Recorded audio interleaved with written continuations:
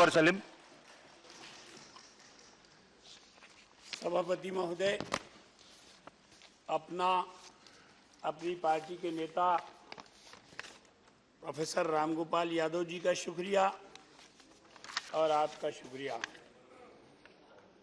हिंदुस्तान के आपके पार्टी के 9 मिनट है, उसके अंदर आपको खत्म करना है। महत्वपूर्ण बिल पर मुझे बोलने का अवसर दिया गया है और इस बिल को पेश करने वाला शख्स भी, हम लोग विचारधाराओं से अलग हो सकते हैं लेकिन हम लोग एक दूसरे को बहुत करीब से जानते हैं, बहुत विद्वान हैं।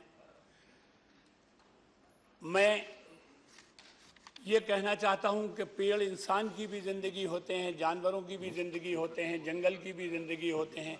पेड़ सिर्फ पेड़ नहीं होता है बल्कि जिंदगी का एक जरिया होता है और उसको जिंदा रखना, उनको कायम रखना हर इंसान का फर्ज है। यही वजह है कि पुराणों में कह दिया गया कि अगर 2 पीपल एक साथ पानी के किनारे लगा दोगे तो तुम्हें मोक्ष की प्राप्ति हो जाएगी। कुरान में अल्लाह ने खाली जैतून की कसम, पेड़ की कसम, जैतून के फल की कसम, तो मजहबों ने भी उसको अहमियत दी है और दुनिया के हर मजहब ने कमोबेश पेड़ की इज्जत और हिफाजत की बात कही है। बिल के समर्थन में खड़े हुए हैं, लेकिन बिल में जो शंकाएं हैं, माननीय मंत्री जी से आपके जरिए कहना चाहते हैं कि अगर उन शंकाओं को दूर करके बिल को थोड़ा और संशोधित करेंगे तो और मजबूत होगा। लगभग 42,000 करोड़ रुपया आज इकट्ठा है और वो पैसा जंगल ने ही दिया है, जंगल के लिए। लेकिन अध्यक्ष जी, मैं सरकार से जानना चाहता हूं कि जब हम 7,000 करोड़ रुपए स्मार्ट शहर बसाने को दे सकते हैं तो हम 42,000 करोड़ रुपए में सरकार की तरफ से कुछ और ऐड करके वो लोग जो जंगल के बाशिंदे हैं, जो विस्थापित हो रहे हैं, उनकी स्थापना के लिए, उनकी पुनर्स्थापना के लिए हम इसमें क्या प्रावधान कर रहे हैं, इसका स्पष्टीकरण नहीं है, ये क्लियर नहीं है। अध्यक्ष जी, मैं आपके जरिए सरकार की मंशा की तारीफ करता हूं, लेकिन ये भी कहना चाहता हूं कि जब सरकारों में इच्छा शक्ति होती है तो असंभव भी संभव हो जाता है। मैं जिस पार्टी का कार्यकर्ता हूं, उस पार्टी के नौजवान इंजीनियर मुख्यमंत्री माननीय अखिलेश यादव जी ने 5 करोड़ पौधे धरती में लगा के ये साबित कर दिया, पूरी दुनिया के अंदर हिंदुस्तान का मान बढ़ा दिया और ये साबित कर दिया कि आदमी असंभव को भी संभव कर सकता है। इसके विपरीत मैं किसी पे आरोप नहीं लगाना चाहता, लेकिन माननीय मंत्री जी से कहना चाहता हूं कि आपकी सरकार ने, पिछली सरकार ने, आपकी सरकारों ने कई राज्य सरकारों को पैसे दिए। किसी ने जिप्सी खरीद ली, किसी ने मकान बना लिए, बड़ी बिल्डिंग्स बना ली।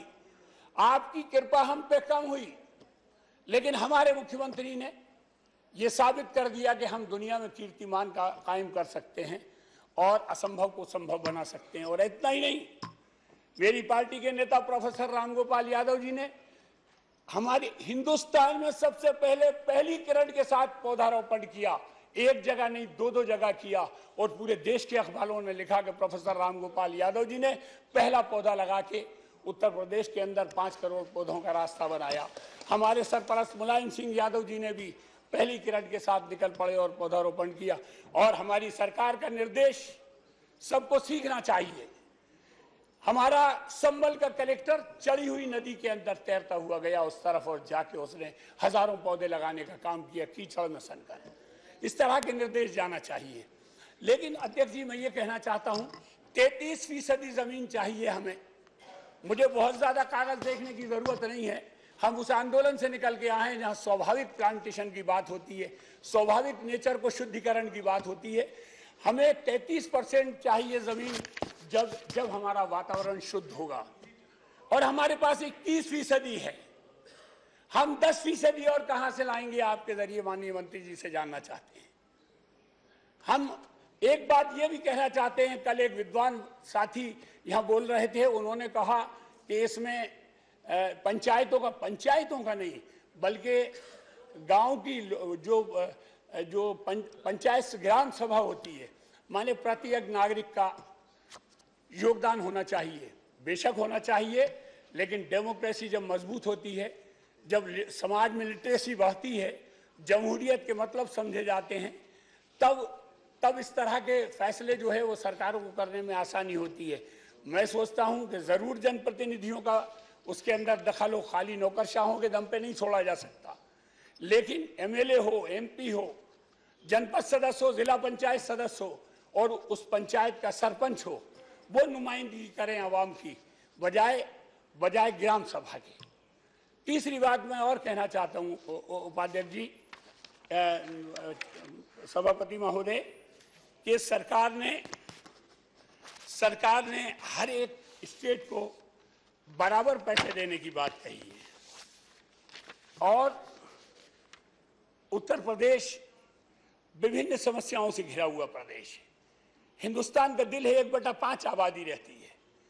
मैं सोचता हूं उसका हक, उसके हालात, मुख्यमंत्री की इच्छा शक्ति और मैदानी इलाका इस बात के लिए मजबूर करता है कि सरकार हमारे ऊपर एक विशेष पैकेज दे हमें। और हमारे मुख्यमंत्री की नीयत हिंदुस्तान नहीं पूरी दुनिया जान गई है कि वो प्लांटेशन का और वातावरण को शुद्ध करने के लिए कितने सिंसियर हैं। दरख्त लगाते वक्त हमें यह भी ध्यान रखना होगा कि दरख्त जो है यूकेलिप्टस को हम दरख्त नहीं मान सकते मुकम्मल, फलदार दरख्त होना चाहिए। हमारे शास्त्रों ने पीपल को इसलिए अहमियत दी कि वो 24 घंटे ऑक्सीजन देता है। हम पीपल लगाएं। हम जो अंग्रेजी दरख्त आ रहे हैं जिनके अंदर ना खुशबू है, जिनके अंदर ना फूल है, जिनके अंदर ना दरख्त जैसा आनंद है, ना छाए है, हम सरकार की तरफ से ये भी इंस्ट्रक्शन जाना चाहिए।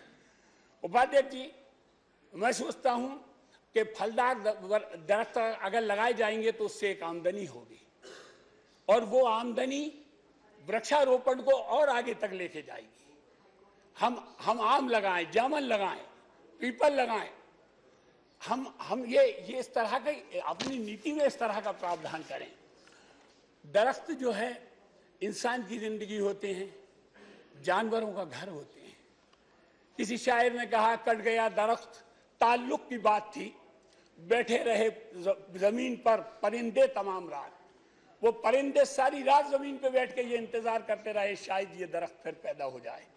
तो इसके लिए हमें एक सामाजिक चेतना भी पैदा करनी होगी और उस सामाजिक चेतना का एहसास अखिलेश यादव जी की सरकार से होता है। जब 5 करोड़ पेड़ एक दिन में एक साथ लगते हैं पूरे प्रदेश में और दुनिया के अंदर नाम होता है हिंदुस्तान का, तो ये अंदाजा लगाया जा सकता है कि सरकार कितनी सिंसियरिटी से समाज के अंदर वृक्षारोपण के प्रति अपनी गंभीरता दिखाने का काम कर रही थी और कितना सामाजिक चेतना पैदा कर रही थी। अध्यक्ष जी, उपाध्यक्ष जी, बहुत अच्छा बिल है, हम इसको समर्थन करते हैं, हमारी पार्टी समर्थन करती है, लेकिन इस संशोधन के साथ कि जल, जंगल और जमीन समाजवादियों का नारा रहा है और इस नारे के साथ ये भी सोचना होगा कि जब हम हजारों हेक्टेयर जमीन शहर बसाने के लिए लगाएंगे, मुझे 2 मिनट और दीजिए, आपको 2 मिनट दे चुका हूं मैं, आप समाप्त करें। जब हम हजारों एकड़ जमीन शहर बसाने के लिए लगाएंगे तो हमें ये याद रखना चाहिए, गांधी का स्लोगन था कि गांव बसाए भगवान ने और शहर बसाए इंसान ने। अगर भगवान की बस्ती को तुम सुंदर और संपन्न बना दोगे तो दरख्त कटना भी कम हो जाएंगे, वृक्षारोपण भी बढ़ जाएगा और दरख्तों की हिफाजत भी हो जाएगी। मैं आपसे फिर कहता हूं कि गांव को सुविधा संपन्न बनाओगे तो आपको वृक्षों को स्थापित करने के लिए, वृक्षारोपण के लिए और वातावरण को शुद्ध करने के लिए वो सब जरूरतें नहीं पड़ेंगी जो आज पड़ रही हैं। इसलिए पड़ रही हैं कि हम उन्हें काट के शहर बसा रहे हैं। हमने हजारों एकड़ जमीन दरख्त काट के शहर बसा दिए और इस पैसे को जो 42,000 करोड़ रुपए जो खुद जंगल ने आपको दिया है, ये नाकाफी है। इस बजट को भी बढ़ाया जाना चाहिए। जब हम अपनी हवाई यात्राओं पर करोड़ों रुपए खर्च कर सकते हैं, अपनी सुरक्षा पे करोड़ों रुपए खर्च कर सकते हैं व्यक्तिगत, तो हमें वृक्षारोपण के लिए भी इस फंड में और फंड ऐड करना चाहिए ताकि एक साथ सरकार के इस फैसले का लोगों में मैसेज जाए और लोगों में सामाजिक चेतना पैदा हो। बहुत धन्यवाद। धन्यवाद। Shri T Rachinavel. Respected sir, I wish to express my sincere gratitude our beloved leader, Honorable Chief Minister Tamil Nadu Puratchi Thalavi Amma, for giving this opportunity to speak on this very important bill. The bill paves the way of unlocking of nearly rupees 41,000 crore earmarked for the forest land which is lying unspent. These funds will receive payments, compensatory appreciation, net present value forest, and other project-specific payments. The national fund will receive 10% of these funds, and the state funds will receive the remaining 90%. Under the dynamic leadership of our Honorable Chief Minister Tamil Nadu Puratchi Thalavi Amma, Tamil Nadu stands first in improving the forest cover in the country, in the Tamil Nadu. The forest cover has increased by 2.501 square kilometer in the last 2 years and accounted for nearly 65% of net forest cover increasing across the country. At a time when many states in the country are facing challenges in retaining its forest cover, Tamil Nadu has recorded an increase for the third consecutive year. This has been possible only through the sustained appreciation program launched the Honorable Chief Minister Puratchi Thalavi Amma. Statistics on forest cover calculated using satellite images show that the increase has been consistent. In 2011, the green cover was 28,306 square kilometer, which increased to 28,710 square kilometer in 2013 and jumped to 30,850 square kilometer by 2015. The Tamil Nadu Biodiversity Conservation and Greening Project that began in 2011 by Puratchi Thalavi Amma has achieved a target of planting 8 crore sapling over last 5 years. One of the most successful programs is the massive tree planting program, under which 64 lakh saplings were planted across the state in 2012 alone. The next 3 years, 65 lakhs, 66 lakhs, and 67 lakhs saplings were planted coincide with the birthday celebration of Puratchi Thalavi Amma. This is a model and trendsetter program for all the states to follow in the future. The third program focuses on this vulnerable species of trees. Nearly 600 species of trees from 17 protected areas have been classified as vulnerable and threatened, and efforts are on to protect these vulnerable tree species. The key to increased green cover is not just appreciation, but better conservation methods which pertain to strict laws to ensure no developmental activity inside forests and better patrolling against smuggling of wood. Agroforestry practices which promote growing trees in and around farms in another major reason for the increases. The bill delegates the determination of NPV to an expert committee constituted by the central governments, as NPV constitutes about half of the total funds collected. Its computation methodology would be important. The salient features of the appreciation program will be people's participation, social audit, and there will not be any displacement besides the exotic plants. Emphasis will be on native species. Tamil Nadu has rich legacy of conserving forest and diverting bare minimum for any non-forest activity. Diversion of forest lands for non-forestry purposes, Tamil Nadu continues to be lowest in the country. In a long span of more than 30 years, the diversion of forestry areas for non-forestry purposes is only 4,546.80 hectares involving 388 cases. The state of Tamil Nadu, which has been conserving biodiversity and green cover, stands at a disadvantage as it will not be adequately compensated for its conservation efforts. Tamil Nadu needs to be adequately supported for its earnest efforts to conserve and increase the forest cover. Since the 14th Finance Commission has provided extra money for the states with more forest cover, the money with the center should be given only to states which have increased the forest cover and have not benefited from the 14th Finance Commission forest cover criterion. Thank you. Thank you. Thank you for completing your speech in time. Now, Mohammad Nadimul Haq. Sir, forests are a vital component to sustain the life support system on earth. Forests, whether government, village or private, serve the entire community and represent a community resource that meets the need of millions of rural people, especially the tribals. Sir, here I state forcefully that my party, the All India Trinamool Congress, believes that Jangal Adhikar, or the rights of the forest dwellers, have to be kept with the tribals, and the responsibility for this should be given to the state governments.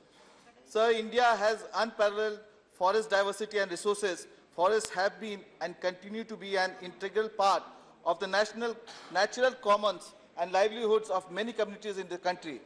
The principles and framework laid down in this bill, therefore, will have a far-reaching impact and is a consolidation of a long-term strategy to conserve the country's abundant forest reserves.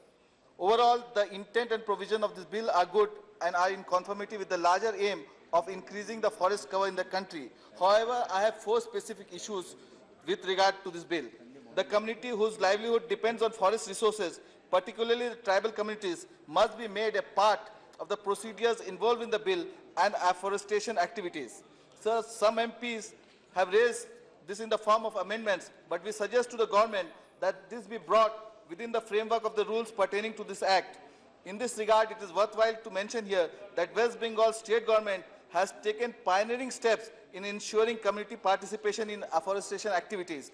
The state government has announced the appointment of Aranya Bandhus in November 2015. These Bandhus are a community volunteers who will alert the forest department whenever a tree is felled.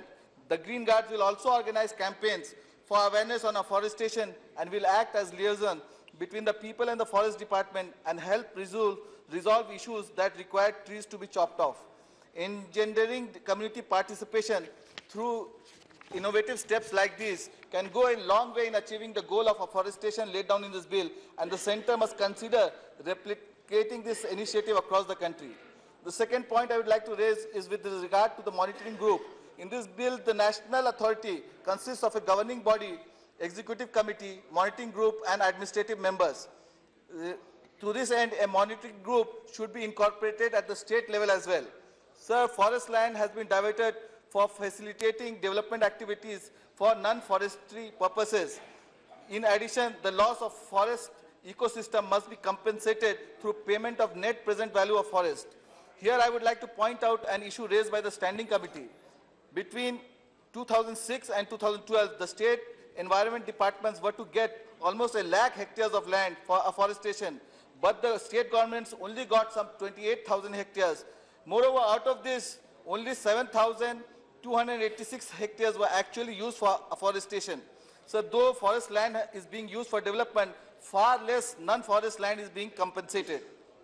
In this regard, a 2013 CAG report has also noted that afforestation was carried out only on 7% of the actual land that was supposed to be afforested.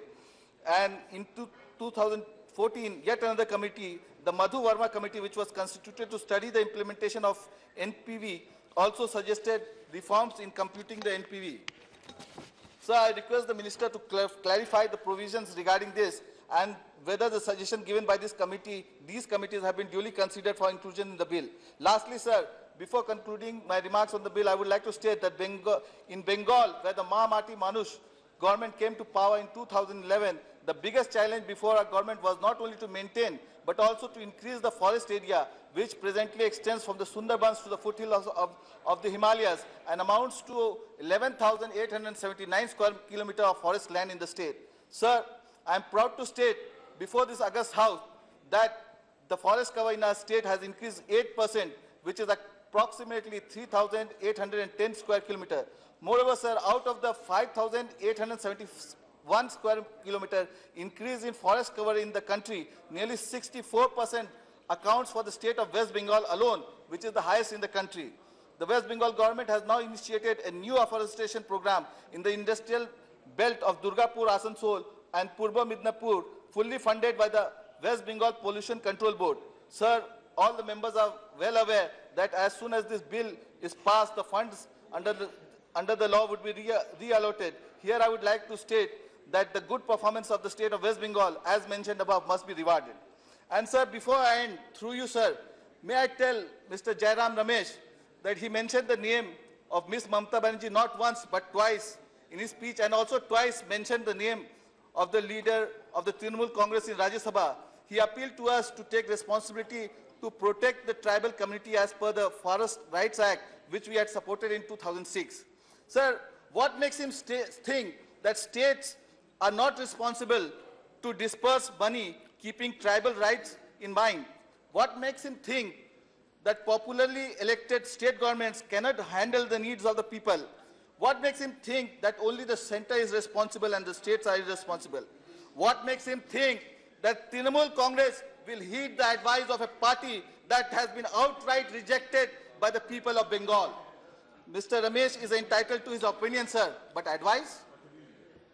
We know our responsibilities to the tribals and all the oppressed. Trinamool is always by their side. Please continue. Always, sir. Hi, अफसोस के तोड़ा है मेरा दिल उसने. हाय अफसोस के तोड़ा है मेरा दिल उसने, जिसको ये भी नहीं मालूम कि टूटा क्या है. Thank you. Thank you. Shri Harivansh ji. माननीय उपाध्यक्ष जी, मौका देने के लिए आभार. The compensatory afforestation fund bill 2016, सहज हिंदी में कहूं तो जंगल काटने के बदले जंगल लगाने, बसाने, आबाद करने संबंधी बिल, आम बोलचाल में कैंपा, जिसे हम कह रहे हैं कि पक्ष और समर्थन में सशर्त खड़ा हूं. सशर्त क्यों? माननीय जयराम रमेश जी द्वारा प्रस्तावित सुझावों और संशोधनों के साथ. समर्थन क्यों? कुछ कहूं इसके पहले नए पर्यावरण मंत्री जी को तुरंत यह बिल लाने के लिए बधाई देना चाहूंगा. समर्थन में 3 बातें कहना चाहूंगा.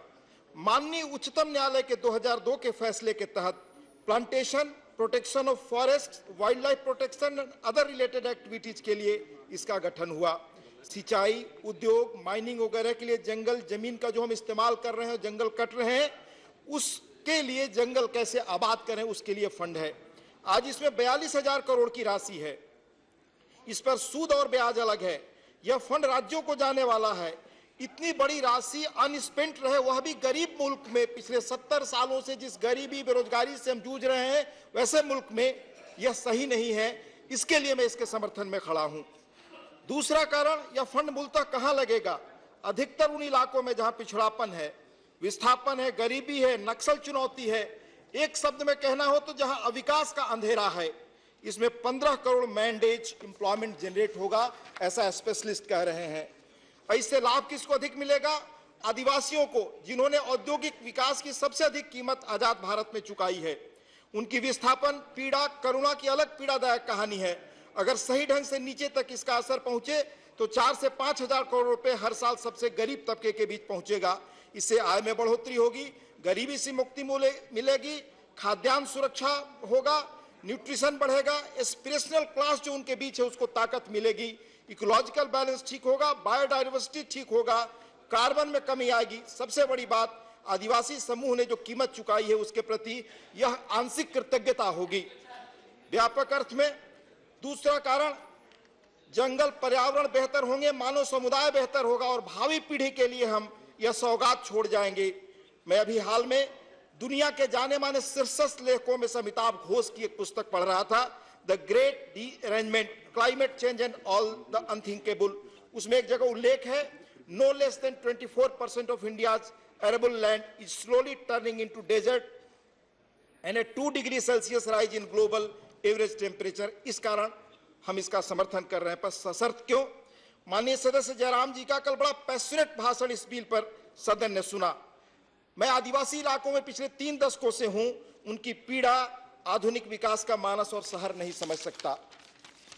यह राशि जंगल विभाग के सूखे मन के अफसर, मैं सूखा मन शब्द इस्तेमाल किया हूं, जिनका कोई इमोशनल एफिलिएशन जंगल से नहीं होता, मिट्टी से नहीं होता, उस धरती से नहीं होता, इसलिए ट्राइबल इलाकों में राइट्स ऑफ फॉरेस्ट ड्वेलर्स की रक्षा हो, इंडिविजुअल राइट्स, कम्युनिटी राइट्स की रक्षा हो, फॉरेस्ट एक्ट 2006 की रक्षा हो, 2000 ग्राम सभा की अनुमति के बिना पैसा जंगल आबाद करना कठिन होगा। मैं याद दिलाना चाहूंगा कि हाल में भारत सरकार ने पद्मश्री से रांची के पास के एक सिमोन उरांव व्यक्ति को पुरस्कृत किया है, जिन्होंने अपने प्रयास से जंगल को बहुत बड़े पैमाने पर डिग्रेडेड फॉरेस्ट को रीजनरेट किया। कल चर्चा हो रही थी कि नेचुरल फॉरेस्ट कैसे लगे, वो लोग ही नेचुरल फॉरेस्ट लगा सकते हैं। इस विषय पर मैं बहुत विस्तार से बोलता, पर जयराम जी ने कर बहुत सुंदर तरीके से एक एक चीज रखा है। मैं 2 बातें और इसमें जोड़ना चाहूंगा। किसान, स्थानीय लोग जंगल धरती की भाषा समझते हैं, उनका हवा और वायुमंडल से जीवंत पेड़ों से संपर्क होता है, इसलिए वो बेहतर तरीके से खर्च करेंगे। आज सूचना मैंने देखी कि चीन ने 10 करोड़ हेक्टेयर में जंगल लगाने का काम अपनी कम्युनिटी को सौंपा है, 50 बिलियन की राशि। तीसरी चीज, जन अभियान से क्या लाभ होता है? बिहार में माननीय मुख्यमंत्री नीतीश कुमार ने कुछ वर्षों पहले पार्टी सदस्यता अभियान के साथ जोड़ा कि जो लोग पेड़ लगाए हमारी पार्टी में आ रहे, करोड़ों पेड़ लगे। मैं पेड़ का, जंगल का लोकल कम्युनिटी से क्या संबंध होता है, मैं एक प्रसंग और सुनाना चाहूंगा। काका कालेलकर के नाम का यहाँ उल्लेख हुआ। काका कालेलकर ने अपने संस्मरण में लिखा है कि मध्य प्रदेश के भील समुदाय के एक बच्चे को एक बार मैं अपने साथ लाया कि शहर में रहे, काम करे हमारे साथ, पर मैं देखता अक्सर कि वो बहुत उदास रहता था, वो कुछ करता नहीं था और छत पर सोता था। एक दिन मैंने उससे पूछा, क्या तुम्हारा मन यहाँ नहीं लगता, तुम जंगल में रहते थे? उसने कहा कि नहीं, मेरा मन इस शहर में नहीं लगता, मुझे उन पेड़ पौधों के बीच जाने दीजिए, उस जंगल के बीच जाने दीजिए, मैं वहीं पर रह सकता हूं। तो इस तरह से वह मानस हमारा शहर नहीं समझता। मैं अंत में 4-5 चीजें मंत्री जी से यह कहना चाहूंगा। जल्दी बोलिए क्योंकि आपका टाइम ओवर हो चुका है। बस 1 मिनट सर, 5 चीजें मुझे कहनी है। झारखंड के इलाके में बड़े पैमाने पर इस तरह के फंडों का पहले कैसे इस्तेमाल होता रहा है, उसका मैं उल्लेख करना चाहूंगा ताकि जयराम जी की बातों को लोग समझ सकें। इस देश ने कोयला खदानों को भरने के लिए बड़े पैमाने पर बालू के ठेके में कई हजार करोड़ खर्च किए 80-90 के दशक में, पर सर कुछ हुआ नहीं। इस फंड की हालत वही न हो जाए, यह कम से कम सरकार को गौर करना चाहिए। हर साल गर्मियों में तालाब, चेक डैम और पेड़ लगाने का जंगल विभाग अभियान चलाते हैं, उसका कभी सोशल ऑडिट हो जाए तो हकीकत पता चल जाएगा। अंत में मैं यह कहना चाहता हूं कि 22 जुलाई को भास्कर अखबार ने क्या हकीकत है सरकारी अफसरों द्वारा पेड़ लगाए जाने का, उस पर एक अच्छी रिपोर्ट दी है। हम वही काम इस 42,000 करोड़ से न करें, इसके लिए सावधान करते हुए उस रिपोर्ट का अंश में कोट करते हुए अपनी बात खत्म करूंगा। हर 2 साल में जारी होने वाले सरकारी फॉरेस्ट रिपोर्ट हमेशा सवालों में रहे हैं। 2013 की रिपोर्ट में कहा गया था कि देश में 5,871 वर्ग किलोमीटर जंगल बढ़ गया। इस पर ब्रिटिश अखबार गार्डियन ने सवाल उठाया था।